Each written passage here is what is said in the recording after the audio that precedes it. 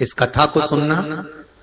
कहते हैं श्राद्ध पक्ष में ये कथा अगर सुन ली जाती है तो ब्राह्मण घर से अगर भूखा गया हो या दूसरी जगह से भोजन कर कर दूसरे घर में भोजन करने आए हो और हमारे पितर तृप्त नहीं होते हो तो रहू और रहनी की कथा हमारे पितरों को जब सुनाई जाती है तो हमारे पितर संतुष्ट होकर आशीर्वाद प्रदान करते हैं। ये वो रहनी और रहू की कथा। बहन का नाम है रहनी और भाई का नाम है रहू। बड़ी सुंदर कथा। भाई बहन की शादी हो गई, किसी कारणवश रहनी का पति चले गए, समाप्त हो गए, पर रहनी शिव भक्ति से दूर नहीं है। रहनी शंकर जी की आराधना में डूबी रही थी, रहनी शिव भक्ति में लगी रही। संपूर्ण आस्था चैनल के श्रोता, फेसबुक यूट्यूब के श्रोता और इस अशोक नगर के सभी श्रोता दिल से सुनिएगा। इस कथा को श्राद्ध पक्ष में अवश्य सुनना चाहिए। रहनी जिसका पति नहीं, घर में 2 बच्चे हैं, छोटे हैं बहुत, और ये रहनी और रहू ये दोनों बहन भाई हैं। रहनी के माता पिता भी नहीं हैं, सास ससुर भी नहीं है, पति भी नहीं है, केवल घर में 2 बच्चे हैं। लकड़ी संविदा तोड़ कर लाती है और उसको बेचकर देकर थोड़ा सा चना इकट्ठा कर कर अपने बच्चों का पेट भर देती। भाई रहू जिसकी धर्म पत्नी थोड़ी प्रीत था, ससुराल में कम थी। एक बात का थोड़ा स्मरण रहे अपने जीवन में। मेरा बेटियों से, माताओं से एक निवेदन पहले भी रहा है, आज फिर करते हैं कि जब आपका मंगल विवाह हो जाए, शादी हो जाए, विवाह के बाद में प्रयास करना कि इस शरीर को, इस मन को, चित्त को मायके से ज्यादा ससुराल में लगाने का प्रयास करना, तो कोई घर नहीं टूटे। रहनी अपने मायके से ज्यादा प्रीतता नहीं रखती। भाई रहू का बड़ा प्रेम था भाभी घर में। अब श्राद्ध पक्ष का समय आया, रहू ने अपनी पत्नी से कहा कि पिताजी को गए हुए समय हो गया, माता को गए समय हो गया, दादा दादी को गए समय हो गया, मैं गया का पिंड करने के लिए प्रयागराज, काशी गया, यहाँ पिंड देकर मैं पुनः वापस आऊंगा और शिव जी की आराधना कर कर अपन भजन करेंगे, कीर्तन करेंगे, स्मरण करेंगे। तुम एक काम करना, अपनी धर्म पत्नी से रहू कहता है कि किसी ब्राह्मण को बुलाकर मैं जहां जहां पिंड दान करने के लिए जाऊं, आप दादा दादी के श्राद्ध में, माता पिता के श्राद्ध में किसी ब्राह्मण को बुलाकर भोजन करा, किसी ब्राह्मण को बुलाइएगा, भोजन कराइएगा। जब ये सुना तो धर्म पत्नी ने कहा, सुनो स्वामी, ब्राह्मण को भोजन करने बुलाऊं और ब्राह्मण अपने घर में ना आए, उसका एक कारण था।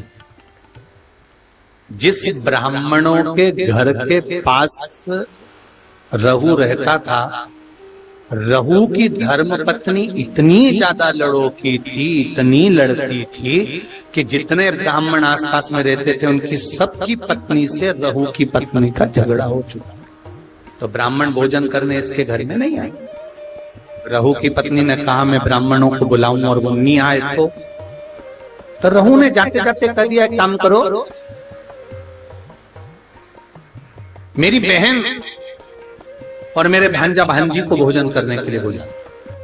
सनातन धर्म के अंतर्गत एक भांजे को या एक भांजी को भोजन कराना मतलब 100 ब्राह्मण को भोजन कराने के बराबर है।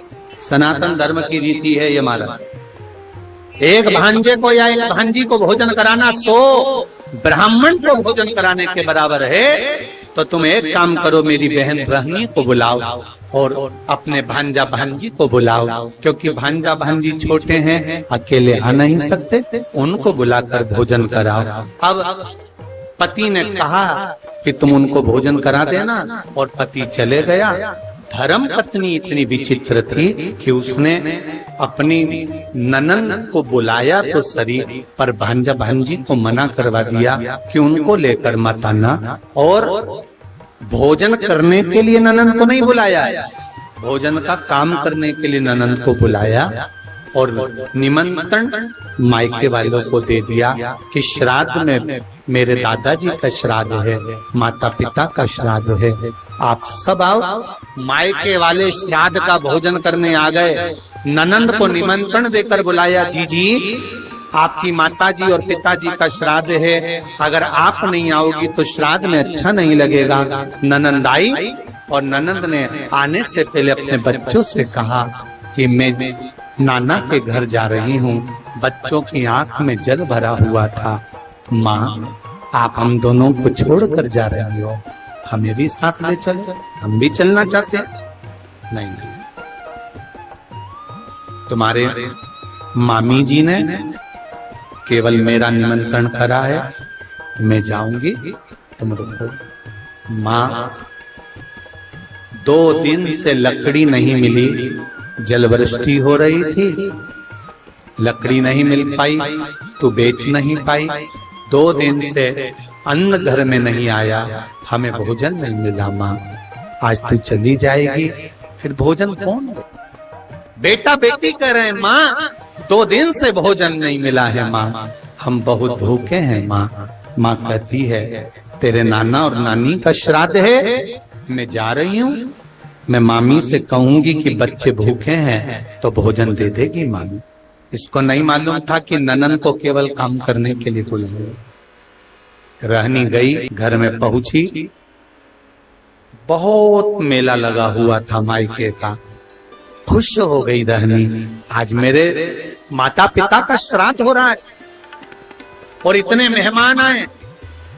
जब माता पिता के श्राद्ध में 10 ब्राह्मण, 20 ब्राह्मण, 25 ब्राह्मण भोजन करते हैं तो दुनिया की कोई ऐसी ननंद नहीं होगी जिसके चेहरे पर प्रसन्नता ना हो कि मेरे मायके में इतने लोग भोजन करते हैं, मुझे गर्व महसूस होता। रहनी की आंख में खुशियों के अश्रु आ गए। मेरे माता पिता कितने भाग्यशाली हैं। जो जैसा होता है उसके मरने के बाद भोजन भी वैसा ही होता है। जो मरा उसके हृदय में खुशियां रहती है ना कि इसको भी भोजन कराओ, इसको भी भोजन कराओ, इसको भी भोजन कराओ, इसको भी भोजन कराओ। ये जो मिला है ये आपका नहीं है, ये आपके पूर्वजों का है। अब रहनी पहुंच गई, रहनी वहां पहुंच गई। क्या जाकर देखा रहनी ने कि चारों तरफ महासुख ही सुख, चारों तरफ वहां पर आनंद ही आनंद है। रहनी ने जैसे ही पांव रखा, भाभी ने रहनी का हाथ पकड़ा और हाथ पकड़कर भाभी रहनी को सीधे रसोई घर में ले गई। और रहनी, सुनो, आपके माता पिता का श्राद्ध है, अगर बेटी भोजन बनाएगी तो माता पिता के श्राद्ध में माता पिता उसको प्रेम से ग्रहण करेंगे, लेंगे। बहुत समझने वाली बात है श्राद्ध पक्ष की। एक निवेदन आप सबसे करना चाहेंगे कि इसको जरा समझिए, इसको जरा जानना कि आप अपने घर में अगर नाना नानी का श्राद्ध कर रहे हो, भोजन बना रहे हो तो ठीक है, पर मायके में जाकर श्राद्ध का भोजन अगर बेटियां बना रही हैं, ससुराल से गई मायके और मायके में जाकर अगर बेटियां भोजन बना रही हैं तो वो श्रेष्ठ नहीं। मायके में जो भाभी हैं, भैया हैं, परिवार है, कुटुंब है, वो भोजन का निर्माण करे तो उसमें सुख का अनुभव होगा। पर भाभी ने कहा जी भोजन आपको बनाना है क्योंकि आपके माता पिता का श्राद्ध है, तो माता पिता प्रसन्न होंगे, माता पिता को आनंद की अनुभूति होगी, माता पिता आनंद में होंगे। रहनी ने कहा ठीक है, अगर मेरे माता पिता मेरे हाथ का भोजन करना चाहते हैं तो मुझे बनाने में क्या दिक्कत, मैं बना देती। रहनी ने भोजन बनाया। बेटी इंतजार कर रही है कि ब्राह्मण आएंगे, मैं भोजन परोसूंगी, और ब्राह्मण आए तो मैं भोजन परोसूं, इसका इंतजार बेटी को हो रहा था। पर रहनी ने देखा ना कोई ब्राह्मण आया, ना कोई संत आया, ना कोई सदगुरु आया, ना कोई वहां भोजन करने के लिए पहुंचा। अगर वहां पर पहुंचे तो केवल भाभी के मायके वाले पहुंचे, जो सब भोजन करने के लिए लग गए, और रहनी से कहा गया कि इन सबको भोजन परोस दिया जाए। भोजन परोसा गया, सबने खाया।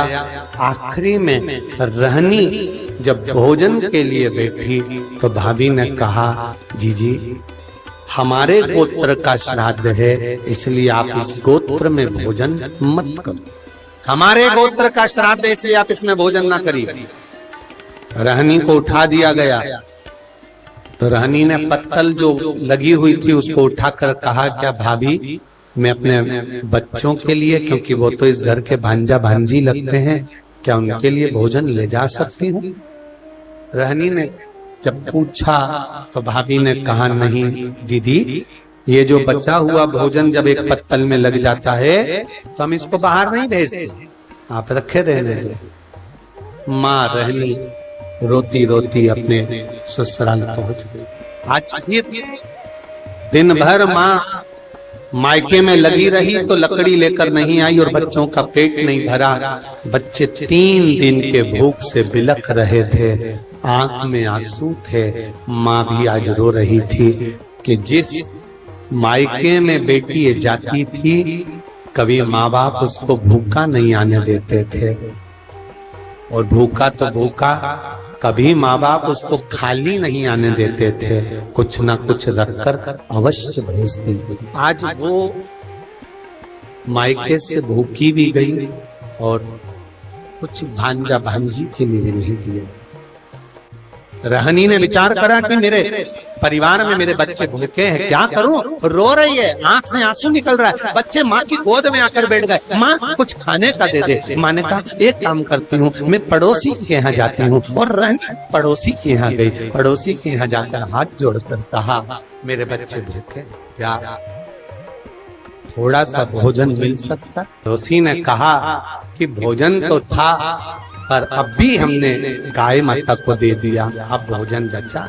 रहनी रो रही, रहनी की आंख में जल, और रहनी रोती रोती आंखों में जल भरी हुई घर पहुंच गई। बच्चे बिलख पड़े, माँ भूख लगी।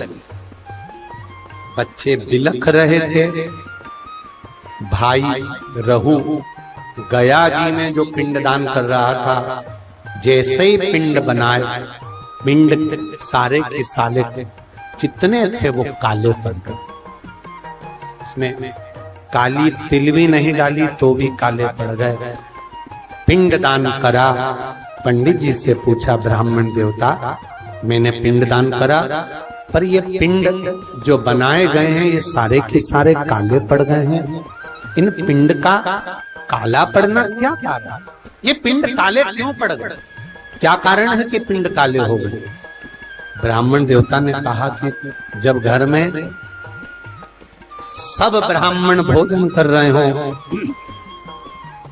सब परिवार के लोग भोजन कर रहे हो, और घर के भांजा भांजी के नैनों में भूख के कारण जल होता है, तब ये पिंड काले पड़ जाते हैं। हमको लगता है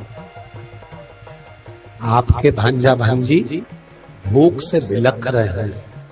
रहू ने कहा ऐसा हो ही नहीं सकता। रहू बोले ये नहीं हो सकता, मैं अपनी धर्म पत्नी को कहकर आया हूं कि अगर ब्राह्मण भोजन करने ना आए तो मेरी बहन को भोजन करने बुलाना, भांजा भांजी को भोजन करने बुलाना। तो ये हो नहीं सकता कि भांजा भांजी भूखे हों। आप पता करना, पिंड काला जभी पड़ता है जब भांजा भांजी भोजन नहीं करे हों और भूखे बैठे।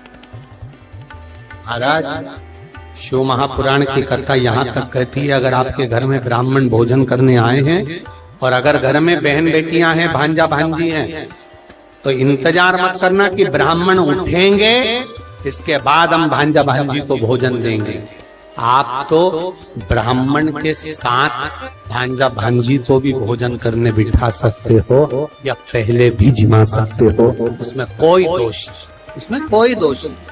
भांजा भांजी अगर भोजन करे तो उसमें दोष नहीं। आप जिमाओ। रहनी के बच्चे भूखे बिलक रहे, रहू को रहा नहीं गया, गया जी का पिंड कर कर रहू सीधे घर पहुंचा। घर में जाकर पत्नी से पूछा, क्यों मेरी बहन आई थी? हाँ। ना मानो तो पूछ लो सभी से, बहन आई थी कि नहीं आई थी? सबने कह दिया आई थी, रहनी आई थी। हाँ, तो इसको लगा कि रहनी आई थी तो बच्चे भी आए होंगे, इसने नहीं पूछा। घर गया बहन को, दीदी ओ दीदी। हाँ भैया वीरा क्या हो गया? दीदी जिस दिन मैं पिंडदान करने के लिए गया था, जिस दिन मैंने पिंड दिया, उस दिन तेरे बच्चे क्या भूखे थे बहन? क्या तेरे बच्चे भूखे थे? रहनी भाई के गले लगकर रो पड़ी, भैया केवल बच्चे ही नहीं तेरी बहन भी तेरे दरवाजे से भूखी आई, आंखों में जल। तू चिंता मत कर बहन, मेरे माता पिता और इन भांजा भांजी के नाना नानी का श्राद्ध अब इस घर में करना।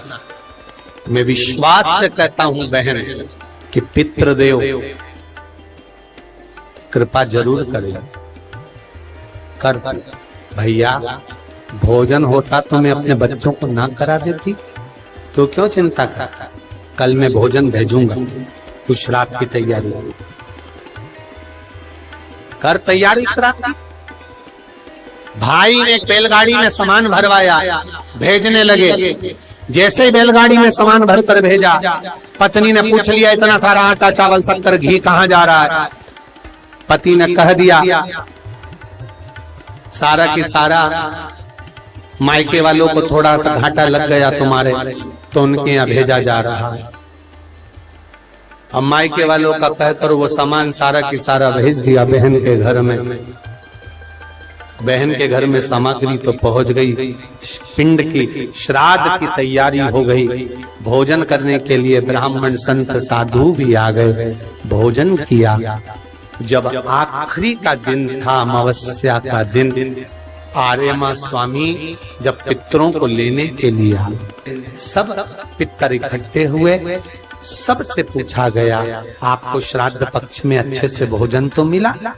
आर्यमा स्वामी सबसे पूछते हैं, सबको भोजन तो मिला? सबने हाथ ऊंचे कर कर कहा, आर्यमा स्वामी हम पितरों को अपने अपने घर में भरपेट भोजन मिला। पर रहनी के माता पिता की आंख से आंसू बहे। रहनी कि माता पिता की आंख से आंसू बह रहे हैं।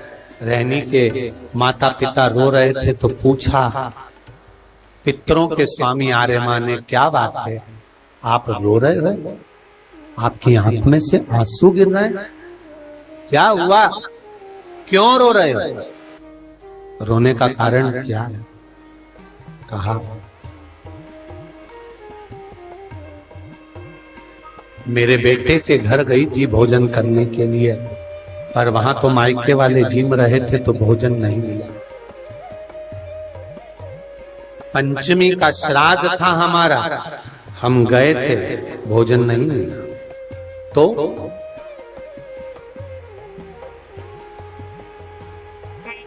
श्राद्ध पक्ष में पितरों को छोड़ा जाता है, भोजन मिला तो ठीक है, नहीं मिला पितर चले जाते।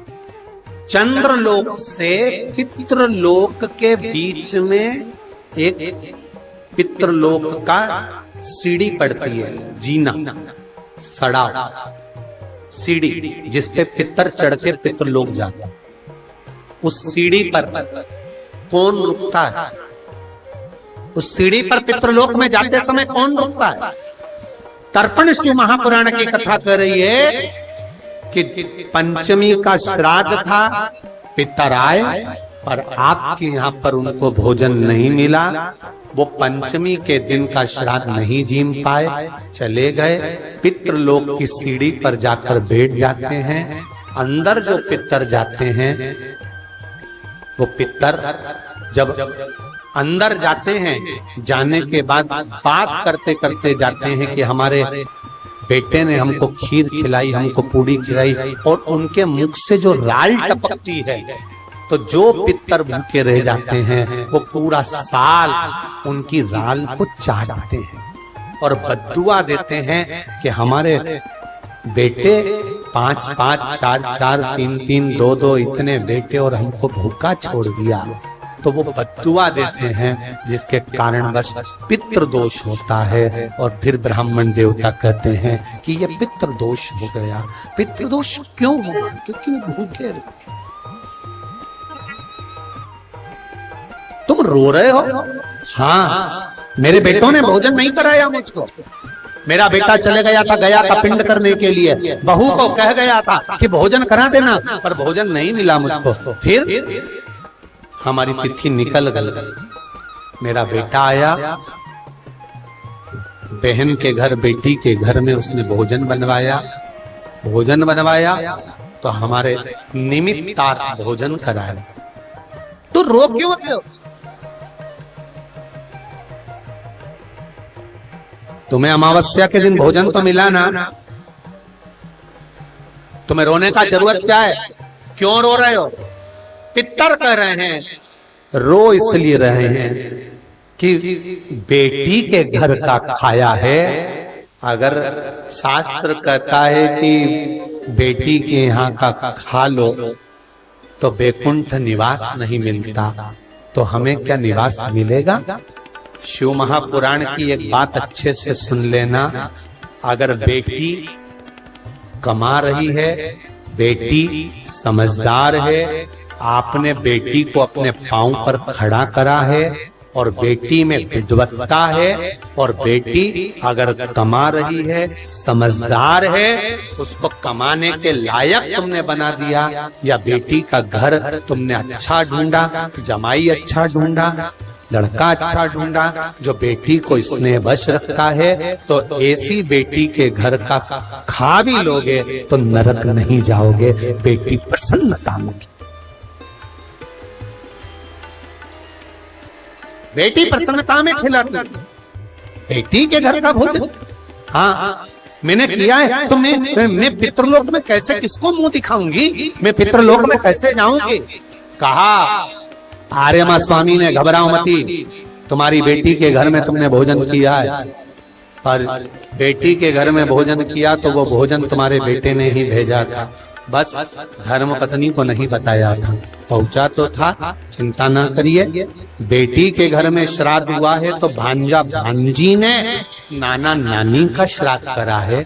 सनातन हिंदू धर्म में जब गया जी में पिंड देने जाते हो, तर्पण करने जाते हो, पिंडदान करने जाते हो, तिलांजलि करने जाते हो, तो आज भी सनातन हिंदू धर्म में माता पिता के नाम के साथ में दादा दादी के नाम के साथ में पूछा जाता है नाना नानी का नाम। बोलो सही है कि गलत है? नाना नानी का नाम बोलिए, पर नाना नानी का नाम बोलिए, वहां बुलाया जाता। नाना नानी के घर का भी अगर भांजा भांजी अगर कर रहे हैं, श्राद्ध पक्ष मिलेगा अवश्य। तो क्या हमें भोजन मिला है? हाँ, हम आशीर्वाद दे दें।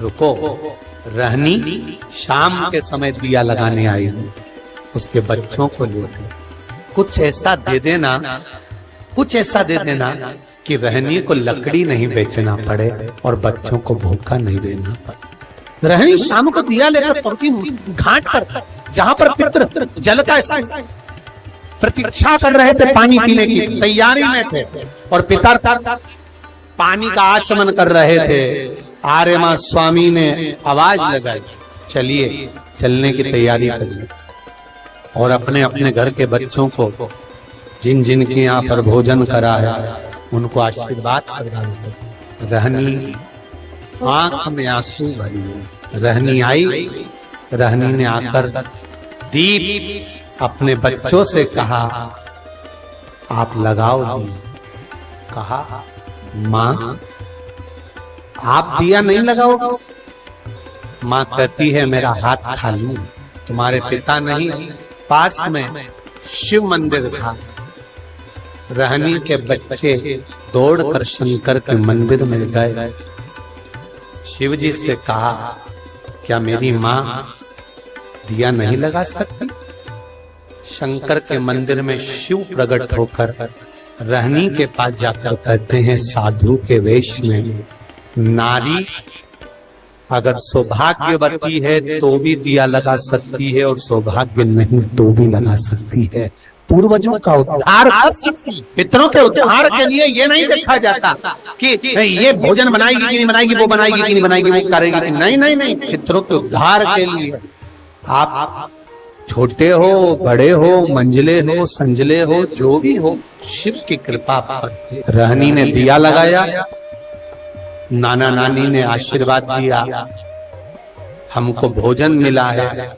एक छोटा सा मट्टी का मटका बेटी के हाथ में पकड़ा दिया। इस मटके में से तू जब जब शिव का नाम लेकर कुछ निकालेगी, निकलता जाएगा। बेटी ने उस मटके में से सबसे पहले घाट पर जिस मंदिर में दर्शन करा था और जो संत मिला था उसको देने के लिए कहा, हे पितृदेव, हे शिव, हे ओघड़दानी, कुछ दक्षिणा देना है।